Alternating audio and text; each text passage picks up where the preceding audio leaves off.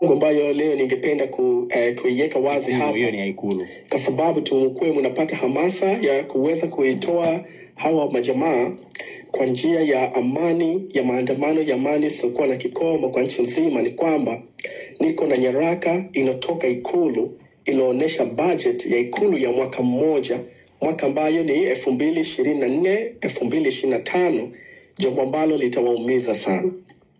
Ikulu ya Tanzania mwaka 2024 2025 kwa mwaka mmoja, kwa maana yake kwa miezi 12, kwa maana yake kwa siku 366, bajeti yake ni bilioni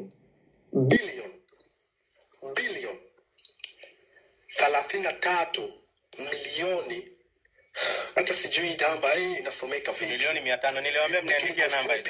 Ndugu zangu, budget ya Ikulu ya Tanzania imepita budget yote, na hii hela sijui vipi matumizi zake zinafanyika.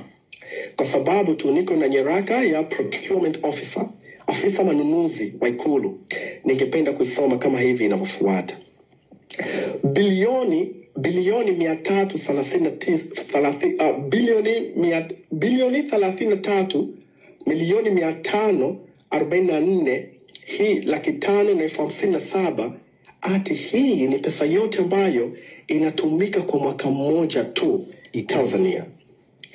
Bilioni 33 milioni 500 inatumika kwa budget ya mwaka mmoja. Maana zake kwamba ikiwa Samia Suluhu Hassan ataendelea kukaa kwa Ikulu kwa miaka 10, ninaomba wewe peke zako kwa raha zako fanya bilioni 33 na milioni 500 mara 10, utapata bigani. Katika bajeti hii ndugu zangu, kuna hela ambayo zaidi ya milioni 415 inatumika kwa maji ya kunywa tu. Kununua maji ya kunywa ambayo yanaitwa kabila yake inaitwa Fiji. Wanaagiza kutoka Amerika, kwa sababu hakuna na company, nimefanya research, hakuna na company yoyote ile kwa Tanzania ambayo inauza maji ya Fiji. Na nadhani watu nyingi Tanzania nikisema maji ya Fiji, brand ya Fiji, unaweza msijue ninazungumzia maji gani. Haya ni maji ambayo watu za Ikulu wanapigizia zao mswaki kwa pesa hiyo ambayo nakwambia.